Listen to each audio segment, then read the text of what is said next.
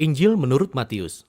Pada video pertama, kita telah melihat bagaimana Matius memperkenalkan Yesus sebagai Mesias dari garis keturunan Daud, dan sebagai guru yang penuh kuasa seperti Musa, juga sebagai Immanuel, yang dalam bahasa Ibrani berarti Allah beserta kita. Setelah Yesus mengabarkan dan mengajarkan tentang kedatangan kerajaan Allah, dan setelah ia membawa kerajaan Allah ke dalam kehidupan sehari-hari bangsa Israel, kita dapat melihat bahwa Yesus diterima oleh banyak orang. Tetapi ada juga yang menolak Yesus, khususnya para pemuka agama Israel, orang-orang Farisi. Jadi pertanyaan besarnya adalah, bagaimana konflik antara Yesus dan para pemimpin Israel ini akan berlanjut? Bagian besar berikutnya, pasal 14 hingga 20, menelusuri berbagai pandangan tentang Mesias. Jadi Yesus terus menyembuhkan orang sakit, dan bahkan dalam 2 kesempatan, ia membuat mukjizat memberi makan kepada banyak orang di padang gurun. Pertama kepada orang-orang Yahudi, dan yang satu lagi kepada orang-orang bukan Yahudi. Dan mukjizat ini sangat mirip dengan apa yang dilakukan Musa bagi bangsa Israel di padang gurun. Jadi semua orang ini sangat antusias dengan Yesus. Mereka melihat Yesus sebagai nabi besar dan sang Mesias. Namun tidak demikian dengan para pemuka agama. Pandangan mereka tentang Mesias didasarkan pada perikop seperti Mazmur 2 atau Daniel pasal 2, mengenai Mesias yang berkemenangan, yang akan membebaskan bangsa Israel dan mengalahkan para penyembah berhala yang menindas mereka. Dan dari sudut pandang mereka, Yesus adalah seorang guru palsu. Ia menghujat Allah dengan klaim mengenai dirinya sendiri. Di sini diceritakan juga bagaimana para pemuka agama meningkatkan perlawanan dan bersekongkol untuk membunuh Yesus.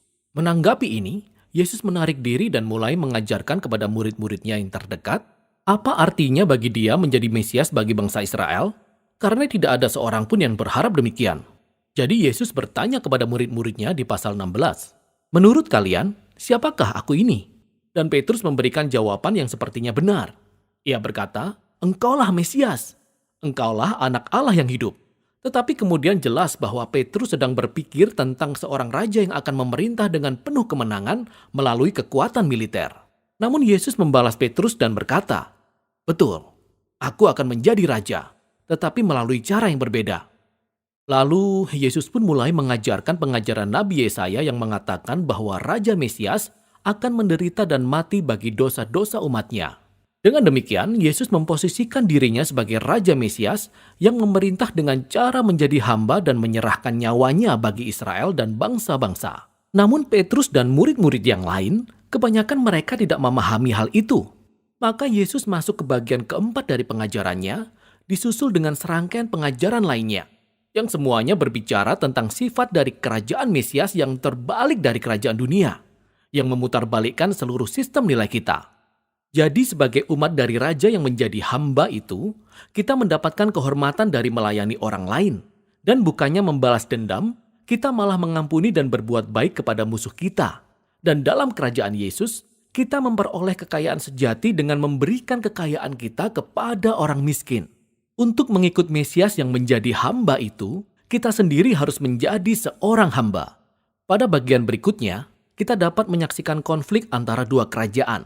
Kerajaannya Yesus dan kerajaan para pemimpin Israel. Yesus datang ke Yerusalem untuk perayaan Paskah dengan mengendarai seekor keledai. Dan banyak orang menyanjung dia sebagai Mesias.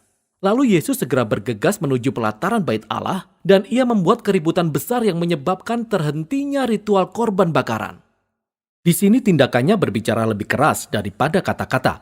Sebagai Raja Israel, Yesus sedang menegakkan otoritas kerajaannya atas bait Allah, tempat di mana Allah dan umat Israel bertemu.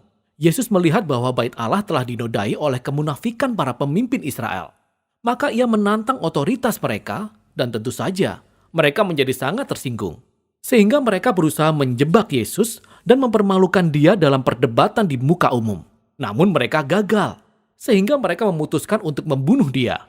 Yesus menanggapi ini dengan menyampaikan bagian terakhir dari pengajarannya. Pertama-tama, ia menyampaikan kritik tajam kepada kaum Farisi dan kemunafikan mereka. Lalu ia meratapi Yerusalem dan penolakan mereka terhadap Allah dan kerajaannya. Kemudian Yesus mengundurkan diri bersama murid-muridnya dan ia mulai memberitahu mereka apa yang akan terjadi. Ia akan dihukum mati oleh para pemimpin itu. Namun dengan demikian, mereka akan mengakibatkan kematian mereka sendiri.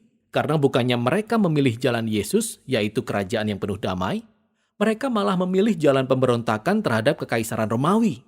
Sehingga akhirnya Yerusalem dan Bait Allah akan dihancurkan.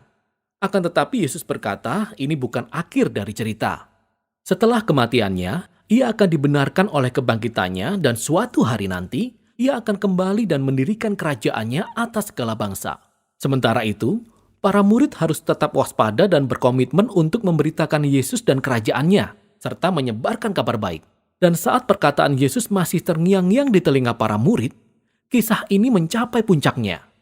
Malam itu, Yesus membawa murid-muridnya pergi dan ia merayakan perjamuan Paskah bersama mereka. Paskah mengulang kembali kisah pembebasan bangsa Israel dari perbudakan melalui kematian anak domba Paskah. Lalu Yesus mengambil roti dan anggur perjamuan sebagai perlambang yang baru untuk menunjukkan bahwa kematiannya yang sudah dekat akan menjadi korban untuk menebus umatnya dari perbudakan, dosa, dan kejahatan. Setelah perjamuan itu, Yesus ditangkap. Ia diadili di hadapan mahkamah agama, Dewan Pimpinan Yahudi. Mereka menolak pernyataannya sebagai Mesias. Mereka menuduh dia menghujat Allah. Lalu Yesus dibawa menghadap gubernur Romawi, yaitu Pilatus. Menurut Pilatus, Yesus tidak bersalah. Namun Pilatus menyerah pada desakan para pemimpin Yahudi, sehingga ia menjatuhkan hukuman mati kepada Yesus dengan cara disalibkan. Lalu Yesus digiring oleh tentara Romawi dan ia disalibkan.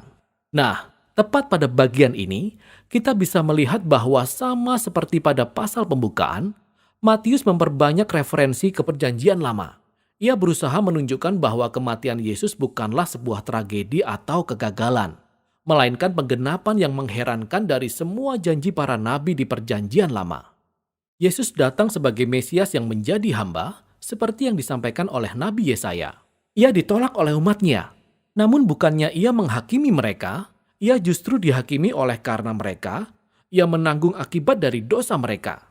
Lalu babak penyaliban mencapai titik akhir di mana tubuh Yesus dibaringkan di dalam sebuah kubur. Namun kitab ini diakhiri dengan sebuah kejutan di pasal terakhir. Di hari Minggu pagi, para murid menemukan kubur Yesus sudah kosong. Kemudian, tiba-tiba saja orang-orang mulai melihat Yesus yang bangkit dari antara orang mati. Dan kitab ini berakhir saat Yesus yang sudah bangkit itu menyampaikan pengajarannya yang terakhir yang disebut amanat agung. Yesus berkata bahwa sekarang dialah Raja sejati atas dunia ini.